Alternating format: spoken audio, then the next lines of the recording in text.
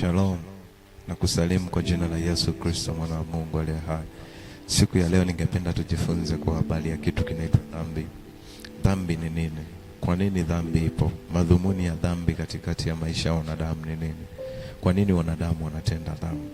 Kwanza kabisa inakupasa ujue ya kwamba dhambi ni matendo ama ni kitendo ambacho mwanadamu ukitenda, lakini kitendo kile ama matendo yale yanakuwa yako kinyume na sheria, yanakuwa yako kinyume na amri, yanakuwa yako kinyume na maagizo yote ya Mungu. Sasa kwa nini mwanadamu atende dhambi? Kwa sababu ukumbuke ya kwamba mwanadamu alipoumbwa aliumbwa na Mungu, na kama aliumbwa na Mungu, maana yake Mungu alimuumba mwanadamu, hakuiweka dhambi ndani yake. Hakumuumba mwanadamu katika upungufu wa kwamba mwanadamu angetenda dhambi. Unapozungumzia dhambi, tunazungumzia kitu kimoja kinaitwa uasi, kwa sababu maana ya dhambi ni uasi. Ukisoma katika kitabu cha Yohana wa kwanza 3 mstari wa 4, neno la Mungu linasema, kila atendaye dhambi afanya uasi, kwa kuwa dhambi ni uasi. Sasa kwa nini mwanadamu atende dhambi? Kwa nini mwanadamu atende uasi? Ukumbuke mwanadamu alipoumbwa na Mungu, ndani yake haikuonekana dhambi. Ukisoma katika kitabu cha Mwanzo 1:27, neno la Mungu linasema hivi, Mungu akamuumba mtu kwa mfano wake. Kwa mfano wa Mungu alimuumba mwanamume na mwanamke aliwaumba. Alafu ukisoma katika mstari wa 31, neno la Mungu linasema, Mungu akaona kila alichokifanya na tazama ni chema sana. Ikawa jioni, ikawa asubuhi, siku ya 6. Maana yake Mungu alipomuumba mwanadamu, alimuumba yeye mwenyewe. Mungu akaona kwamba kitu alichokiumba ni chema, kwa sababu amekiumba kwa mfano wake, amekiumba kwa sura yake. Mwanadamu hakuwekewa dhambi wala uasi haukuonekana ndani yake. Ndio maana Mungu akakiona alichokiumba ni kitu chema. Sasa kwa nini mwanadamu anamuasi Mungu? Kwa nini mwanadamu anatenda dhambi? Ukisoma katika kitabu cha Mwanzo 3 mstari wa 1, hapa ndipo tunapopata majibu ya kwamba dhambi imetokea wapi na kwa nini mwanadamu inaonekana anatenda dhambi. Tujue kwa nini mwanadamu anatenda dhambi. Ukisoma katika kitabu cha Mwanzo 3 mstari wa 1 mpaka 13, neno la Mungu linasema hivi, basi nyoka alikuwa mwerevu kuliko wanyama wote wa mwituni aliyowafanya Bwana Mungu. Akamwambia mwanamke, ati hivi ndivyo alivyosema Mungu, msile matunda ya miti yote ya bustani? Mwanamke akamwambia nyoka, matunda ya miti ya bustanini twaweza kula, lakini matunda ya mti ulio katikati ya bustani Mungu amesema msiale wala msiaguse, msije mkafa. Nyoka akamwambia mwanamke, hakika hamtakufa, kwa maana Mungu anajua ya kwamba siku mtakayokula matunda ya mti huo mtafunguliwa macho, nanyi mtakuwa kama Mungu, mkijua mema na mabaya. Tazama, mwanamke alipoona ya kuwa ule mti wafaa kwa chakula, wapendeza macho, na miti wa kutamanika kwa maarifa, basi alitwaa katika matunda yake akala, akampa na mumewe, naye akala. Wakafumbuliwa macho wote wawili, wakajijua kuwa wa uchi, wakashona majani ya mtini wakajifanyia nguo. Kisha wakasikia sauti ya Bwana Mungu akitembea bustanini wakati wa jua kupunga. Adamu na mkewe wakajificha katikati ya miti ya bustanini, Bwana Mungu asiwaone. Bwana Mungu akamwita Adamu akamwambia, uko wapi? Akasema, nalisikia sauti yako bustanini, nikaogopa, kwa kuwa mimi ni uchi, nikajificha. Akasema, ni nani aliyekwambia ya kuwa uchi? Je, umekula wewe matunda ya mti niliyokuagiza usiale? Adamu akasema, huyo mwanamke uliyenipea awe pamoja nami ndiye aliyenipa matunda ya huo mti nikala. Bwana Mungu akamwambia mwanamke, ni nini hili ulilofanya? Mwanamke akasema, nyoka alinidanganya nikala. Umeona?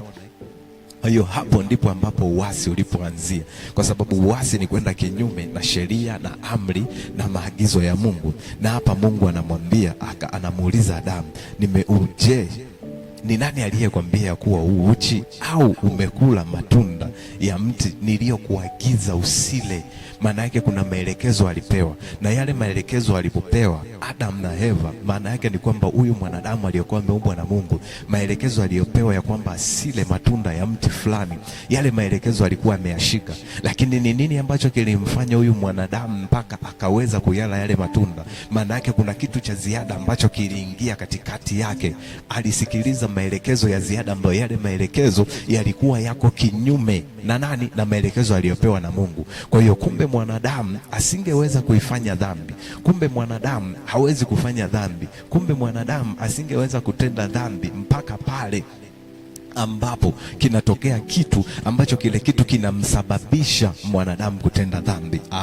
Kumbe tunaweza tukasema ya kwamba mwanadamu hawezi kutenda dhambi pasipo kuwapo na roho nyuma yake, ambayo hiyo roho itamsababisha yeye mwanadamu kutenda dhambi. Kwa sababu katika kuumbwa kwa mwanadamu hakuumbwa kwa kutenda dhambi. Ndani ya mwanadamu haikuonekana dhambi, isipokuwa pale tu ambapo alikuja nyoka akamdanganya mwanadamu. Maana yake ukumbuke ya kwamba maneno ni roho. Yule mwanamke alipokuwa akisikiliza yale maneno roho ilimuingia, ndio maana ikamfanya akasahau sheria na amri na maelekezo ya Mungu, akajikuta ameingiwa na tamaa ya kula yale matunda ili aweze kufanana na nani? Aweze kufanana na Mungu, kama ambavyo aliambiwa na shetani ya kwamba kama ukila matunda haya utafanana na nani? Na Mungu.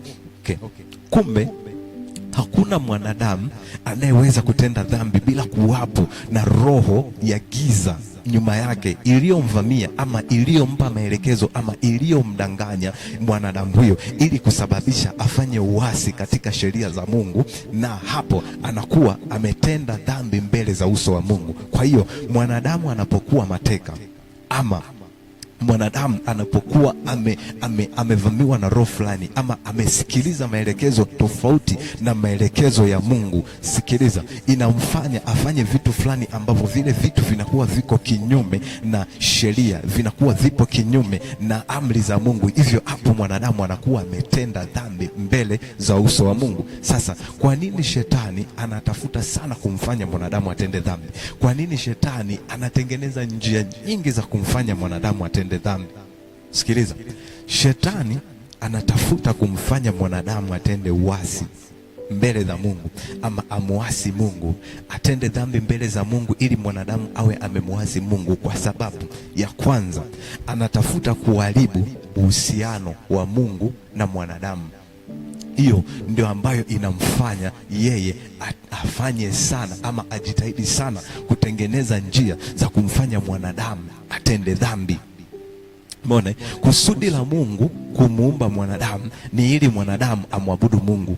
Kusudi la kwanza la Mungu ambalo Mungu alimuumba mwanadamu, mtu yoyote yule ambaye ameumbwa na Mungu, yoyote yule ambaye ameumbwa na Mungu leo hii ambaye unamuita mwanadamu, kusudi lake la kwanza, ameumbwa na Mungu ili amwabudu Mungu, ili aweke uhusiano kati yake yeye na Mungu, ili atengeneze ibada kati yake yeye na Mungu. Sasa shetani anaposababisha mwanadamu kutenda dhambi ama anapotengeneza vitu fulani kumfanya mwanadamu atende dhambi, maana yake shetani anatafuta kumfanya yule mwanadamu aache kumwabudu Mungu, anatafuta kumfanya yule mwanadamu kuvunja uhusiano kati yake yeye na Mungu aliyemuumba. Anatafuta kutengeneza mafarakano katikati ya mwanadamu na Mungu, ili mwanadamu ajitenge kivyake na Mungu awe mbali na wanadamu.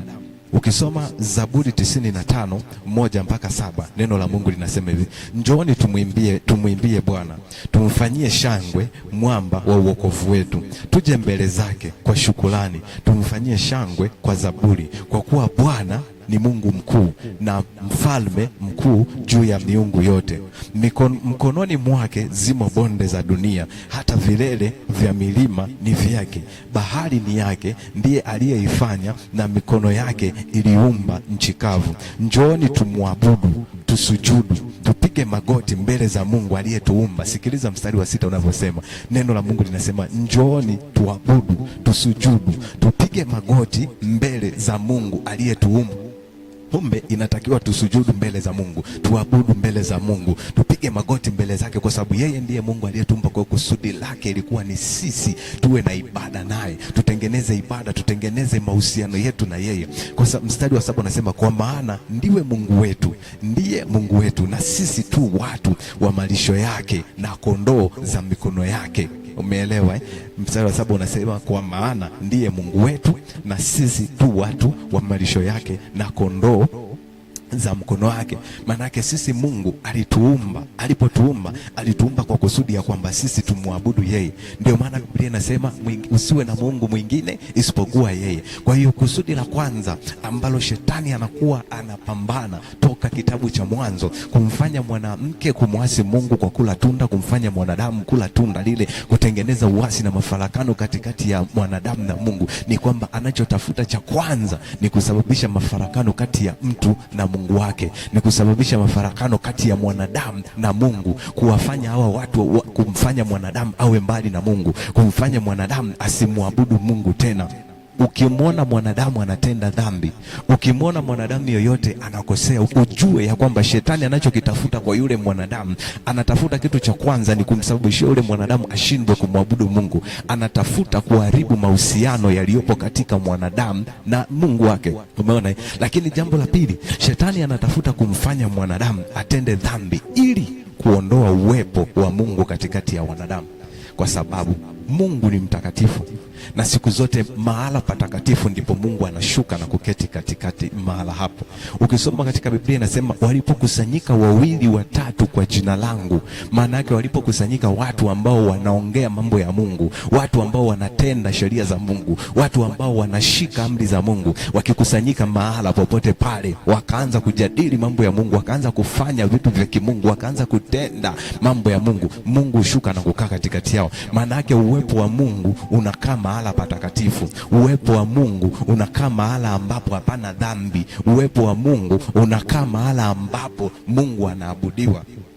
Mbona? Kwa hiyo ukiona mahala popote pale watu wamekaa, vitu vyovyote vinaendelea vya uovu, wanadamu wanatenda dhambi sana, wanadamu wanafanya uasi sana, wanadamu wanafanya uharibifu sana, ujue ya kwamba nyuma yao kuna roho zinazowafanya wale wanadamu watende zile dhambi. Na kusudi ya zile roho zilizo nyuma ya wale wanadamu ambao wanatenda hizo dhambi, ni kusudi ya hizo roho ni kwamba hawa wanadamu wawe mateka, alafu wakiwa mateka wafanye zile dhambi. Watakapoanza kufanya yale mambo ya uovu, uwepo wa Mungu ukae mbali na wanadamu. Mbona? Kumbuka, mahala popote ambapo watu wanatenda dhambi, Mungu hawezi kukaa. Mungu akai mahala penye dhambi.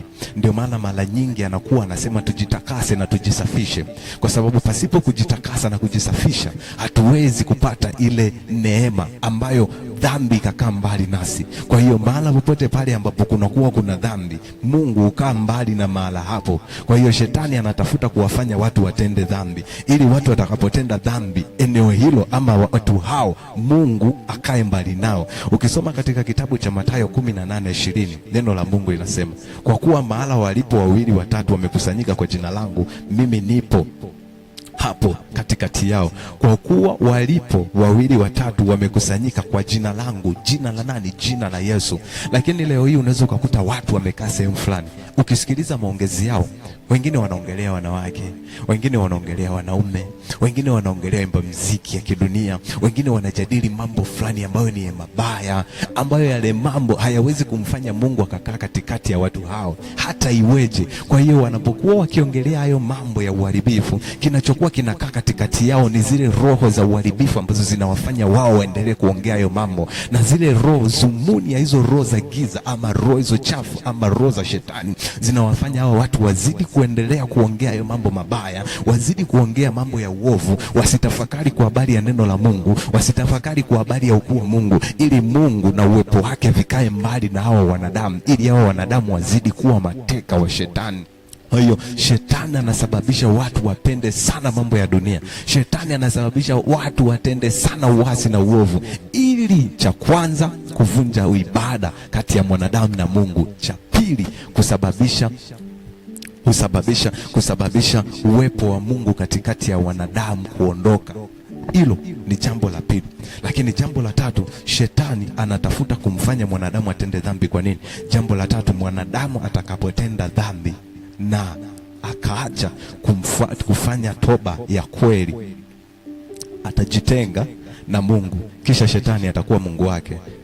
Kwa hiyo yote shetani anayafanya kwa sababu anatafuta kuabudiwa yeye. Maana yake atakapowafanya watu wakatenda dhambi sana, wakamuasi Mungu, maana yake Mungu atakuwa si Mungu kwao tena. Maana yake Mungu atakaa mbali nao. Maana yake hawa watu hawatafanya ibada ya Mungu tena. Maana yake hawa watu sasa wataanza kufanya ibada za kishetani, wataanza kufanya ibada za kuabudu miungu mingine. Mfano, watu wanaopenda kwenda klabu, mfano watu wanaopenda kulewa, mfano wanaojiuza, mfano watu wanaonunua makahaba, mfano vitu kama hivyo. Zile ni ibada, na ibada hizo, Mungu wa hivyo vitu vyote ambavyo mwanadamu anavifanya ambavyo ni uasi mbele za Mungu ni shetani. Kwa hiyo kila unachokifanya ambacho si cha mapenzi ya Mungu, ambacho si cha kimungu, manake ni kwamba unakuwa unamwabudu Mungu mwingine na unaacha kumfuata Mungu mwingine. Kwa sababu ukumbuke ya kwamba Mungu unayempenda ndiye Mungu utakayemtumikia. Mungu unayempenda ndiye Mungu utakayemwabudu. Mungu unayempenda ndiye Mungu utakayeshika sheria zake na amri zake. Mungu unayempenda ndiye Mungu utakayejitoa kwa ajili yake. Mungu unayempenda ama Yesu, Mungu unayempenda na kumwabudu ndio huyo utakayemfuata siku zote za maisha yako, hata nini kitokee. Kwa hiyo ukimwona mtu hataki kufanya mambo ya Mungu aliye hai ambaye ni Yesu Kristo, lakini anafanya mambo mengine, naye akakwambia kwamba Mungu ni mmoja, Mungu wetu Yesu Kristo anazuia kunywa pombe, anazuia kufanya mambo ya anasa za kidunia. Ikiwa mtu amemfuata yeye anasema inakupasa ujikane nafsi yako umfuate yeye. Lakini ukimwona mtu anafanya hayo yote hayo anayoyafanya, ujue nyuma yake kuna roho ambaye inamtafuta huyo mtu kumsababisha aachane na Mungu, akae mbali na uwepo wa Mungu ili aabudu miungu mingine ama Mungu mwingine. Kwa hiyo kusudi la tatu la shetani ambalo linamfanya shetani awafanye watu ama atengeneze hali katikati ya wanadamu ya kuwafanya wanadamu watende dhambi sana, ni kwa sababu anatafuta kuwafanya wanadamu wasimwabudu Mungu tena, ila wamwabudu yeye.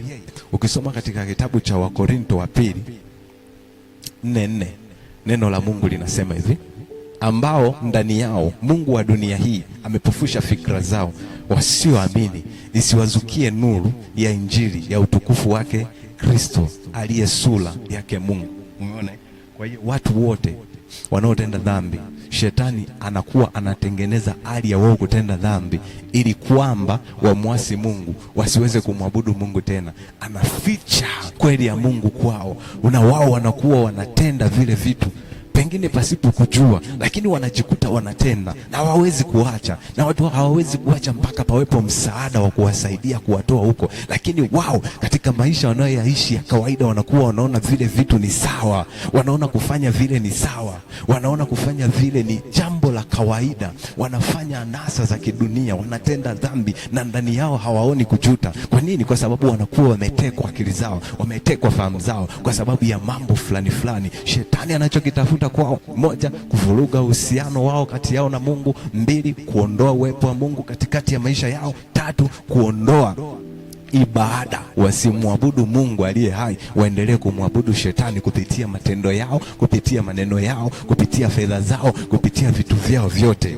Amen. Ukisoma katika kitabu cha Yohana 8:34, ukumbuke dhambi inamfanya mwanadamu kuwa mtumwa, na mwanadamu anakuwa mtumwa wa shetani kwa sababu ya dhambi. Ukitenda haki unakuwa mtumwa wa Yesu Kristo, unakuwa mfuasi wa Yesu Kristo.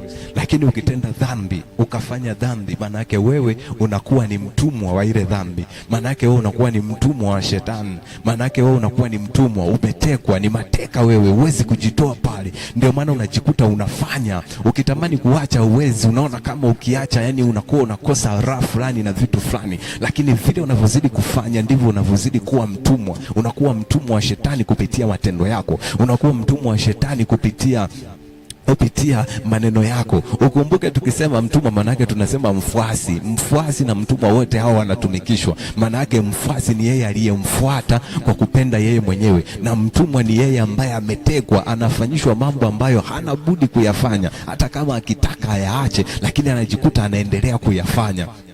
Ukisoma katika kitabu cha Yohana 8:34 neno la Mungu linasema hivi: Yesu akawajibu, amini amini nawaambia, kila atendaye dhambi ni mtumwa wa dhambi. Maana yake dhambi inamfanya mwanadamu kuendelea kuwa mtumwa. Na unakuwa mtumwa wa nani? Unakuwa mtumwa wa Shetani. Sasa kumbuka, leo hii kwa sababu ya dhambi kuwepo duniani ama katikati ya watu, ile dhambi imesababisha uwepo wa Mungu kupungua katikati ya watu wengi. Imesababisha uwepo wa Mungu kupungua sana katikati ya maisha ya watu wengi. Na Shetani anapata nafasi ya kuleta magonjwa, kuleta tabu, kuleta shida, kuleta vitu vingi vya maafa katikati ya wanadamu. Kwa nini? Kwa sababu ya ule uwepo wa Mungu ama ile nguvu ya Mungu kupungua katikati ya watu. Kwa sababu gani? Kwa sababu ya dhambi nyingi kuenea. Ndio maana Biblia inasema kwa sababu ya maasi kuwa mengi, uwepo ufanya nini? Upendo upungua. Ukumbuke Mungu ni pendo. Unapozungumzia upendo umepungua, maana yake ni kwamba unazungumzia Mungu kapungua katikati ya watu. Nini ambacho kimefanya upendo kupungua? Nini kinafanya Mungu kupungua katikati ya watu? Maana yake ni kwamba uwepo wa Mungu unapungua kwa sababu ya dhambi. Na Biblia inasema kwa sababu ya maasi kuwa mengi, upendo wa wengi utafanya nini? Upendo wa wengi umepoa. Unaona? Kwa hiyo Shetani analeta tabu, analeta mateso, analeta shida, analeta balaa nyingi, na kuwafanya wanadamu waone ya kwamba Mungu hayupo. Wanadamu wengi wanaanza kukimbilia kwake. Wanadamu wengi wanaanza kuona ya kwamba haya magonjwa Mungu hayupo. Kwa kama Mungu angekuwepo asingeruhusu magonjwa haya, lakini wasijue kwamba ni mpango wa Shetani kusababisha watu waone ya kwamba Mungu hayupo. Ni mpango wa Shetani kuleta magonjwa, na Shetani hawezi kuleta hivi vitu vyote mpaka pale atakapomsababisha mwanadamu kutenda dhambi, kwa sababu sheria iliyopo ni kwamba mtu akitenda dhambi, dhambi inamfanya Mungu kukaa mbali na watu. Dhambi inafanya uwepo wa Mungu kukaa mbali na watu.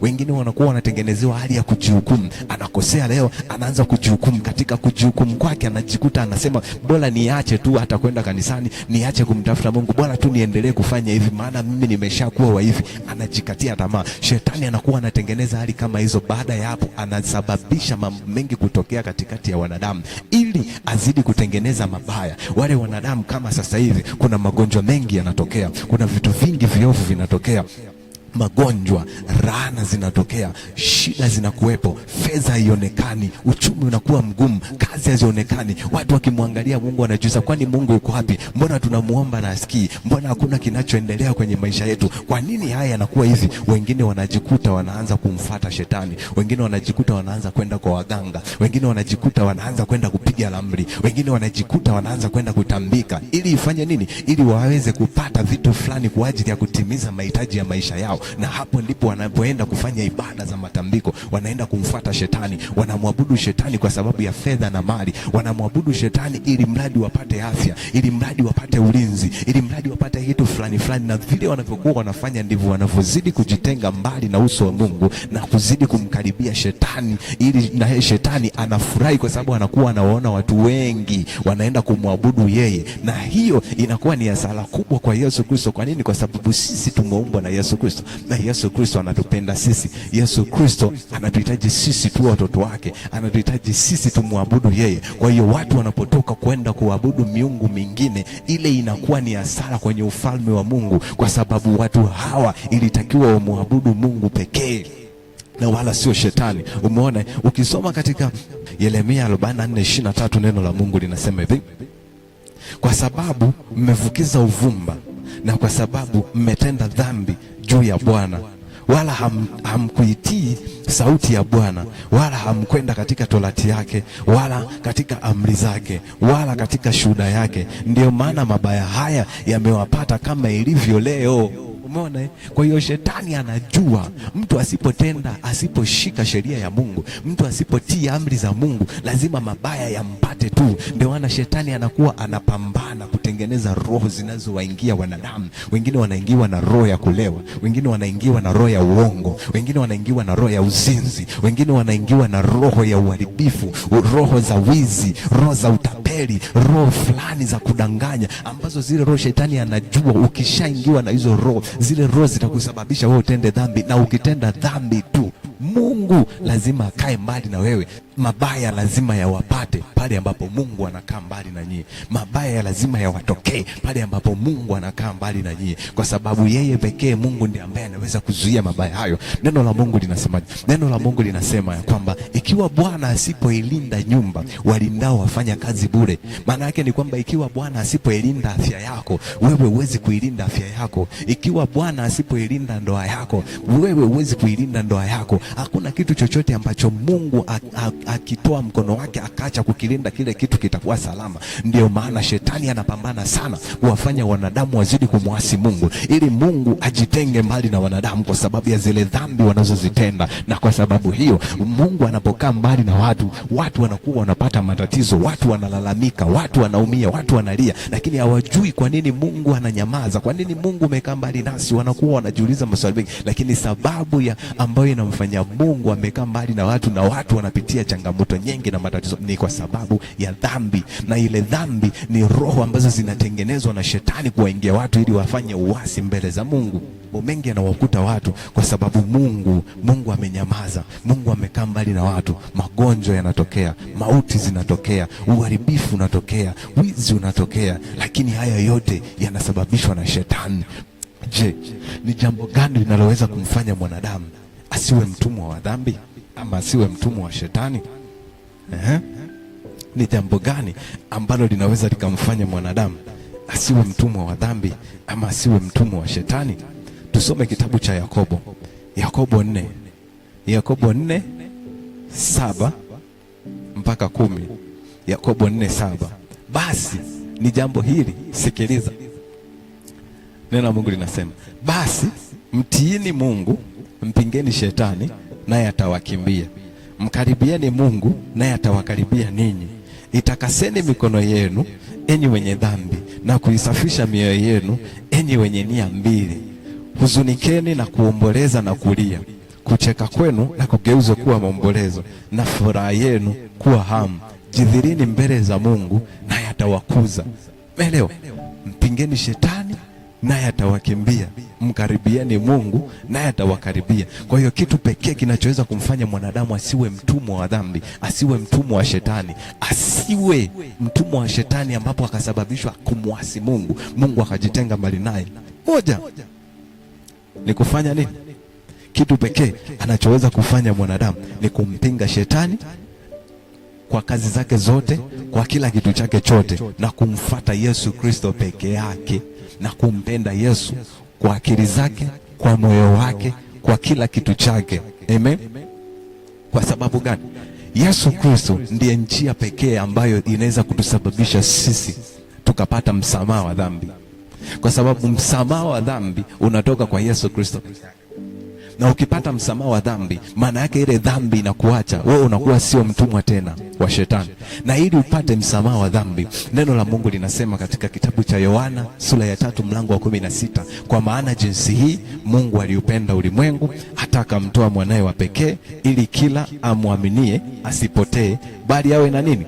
Bali awe na uzima wa milele. Kwa sababu dhambi inaleta mauti, lakini utakapoikataa dhambi kwa kumfuata Yesu Kristo na kumkiri Yesu Kristo na kumfanya kuwa Bwana na Mwokozi wa maisha yako, maana yake cha kwanza Mungu anachokusaidia ni kukufutia ile dhambi, ni kukuondolea ile roho ya uasi, ni kukuondolea ile dhambi ambayo ilikuwa inakufuata na kukushtaki na kukusababisha wewe kuwa mbali na uso wa Mungu. Kisha baada ya hapo ile mauti ya dhambi inaondoka, alafu unapokea uzima wa milele.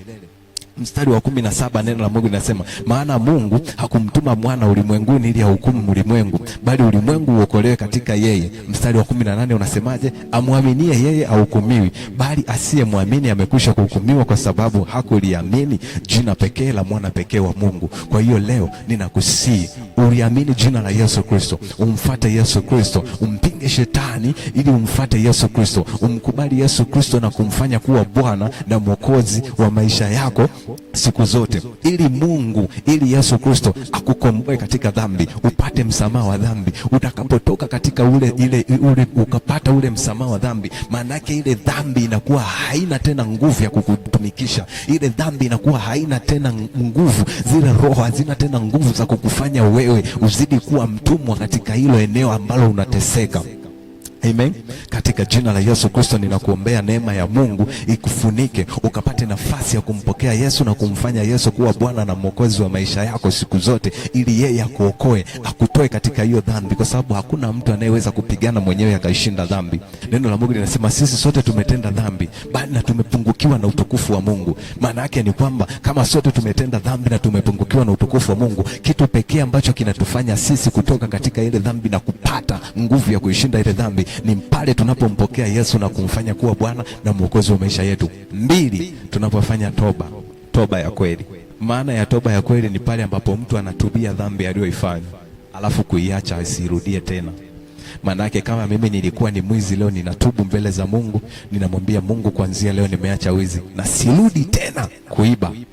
Manake ni kwamba moja ni kumpokea Yesu Kristo, kumfanya kuwa Bwana Mwokozi wa maisha yako. 2, kufanya sala ya toba, ile toba ya kweli, toba inayotoka moyoni. Kuanzia leo Bwana Yesu, nimeacha pombe na hautarudi tena kunywa pombe. Kuanzia leo Bwana Yesu, nimeacha uzinzi na hautarudi tena kufanya uzinzi. Kuanzia leo Bwana Yesu, nimeacha kuiba na hautarudi tena kuiba. Na hapo unapokuwa unaiomba toba, unamwambia Mungu, kwa sababu ya neema yako na uweza wako, ninakuomba unisaidie, unipe nguvu ya kushinda tena, nisije nikarudi katika hali ya utumwa wa dhambi, nisije nikarudi tena katika hali ya kuwa mtumwa wa dhambi.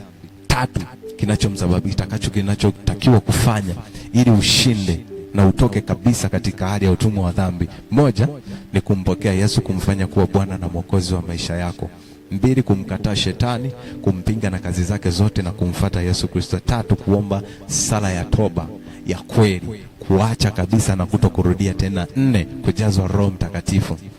Kwa nini Roho Mtakatifu? Kwa sababu Roho Mtakatifu atakusaidia katika kutenda na kushika amri zote na sheria za Mungu. Huyo Roho atakapoingia ndani yako, huyo Roho atakupa wewe kukuongoza katika njia iliyo ya haki, atakusaidia katika kutenda haki, atakupa nguvu, atauisha roho yako na mwili wako kwa ajili ya kuendelea kuishinda ile dhambi. Kwa sababu utakapompokea Yesu, ile damu ya Yesu itakutakasa, utapewa vazi jipya. Wewe hapo utakuwa ni mwana wa Mungu, utasimama katika njia za Mungu. Sasa ili kuendelea kupiga hatua kwenda mbele zaidi na zaidi, hiyo ni kazi ya Roho Mtakatifu. Atazidi kukukuza, atakuimarisha katika kulisoma neno la Mungu, atakuimarisha katika kuomba, atakuimarisha katika njia zako, atakuimarisha katika kutenda haki, atakufanya uendelee kufanya mambo mazuri ili uendelee kumpendeza Mungu, ili Mungu azidi kuendelea kukaa na wewe, ili Mungu azidi kuendelea kukaa na wewe, kutembea na wewe, uwepo wa Mungu uendelee kukufunika mpaka pale utakapofika mbali ambapo unatakiwa kufika.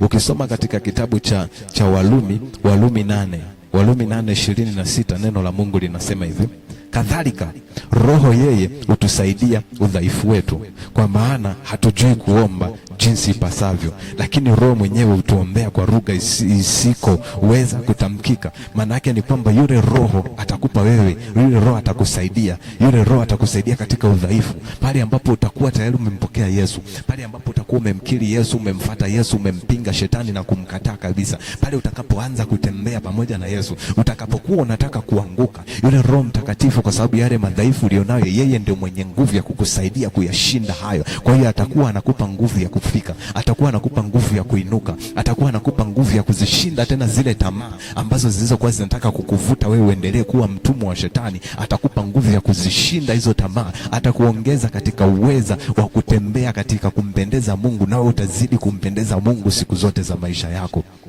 Amen. Na baada ya haya yote, ukisha kumpokea Yesu, utembee uishi na Yesu katika njia zako zote, kumpendeza yeye katika kila kitu chako.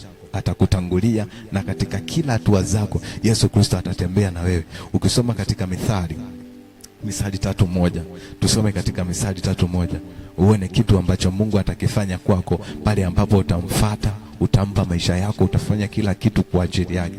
Neno la Mungu linasema hivi: mwanangu, usisahau sheria zangu, bali moyo wako uzishike amri zangu, maana zitakuongeza wingi wa siku na miaka ya uzima na amani. Pale ambapo ulikuwa unafanya uharibifu, ulipokuwa unatenda mambo mabaya, kulikuwa hakuna amani kwenye maisha yako. Lakini utakapomfuata Yesu, ukazishika sheria zake, ukatembea na Yesu, ukatenda haki, ukampendeza Yesu, kitu cha kwanza anakwambia nitakuongeza wingi wa siku zako, miaka yako itakuwa mingi, utapata uzima na amani yako. Alafu mstari wa 3, neno la Mungu linasema rehema na kweli zisifarakane nawe, zifunge shingoni mwako, ziandike juu ya kibao cha moyo wako, ndivyo utakapopata kibali na akili nzuri mbele za Mungu na mbele za wanadamu. Umeona? Kwa hiyo hautahangaika sana kuwapendeza wanadamu, wala hautahangaika sana kumpendeza Mungu, isipokuwa utakapozishika sheria zake na amri zake, ukatembea katika utakatifu wake.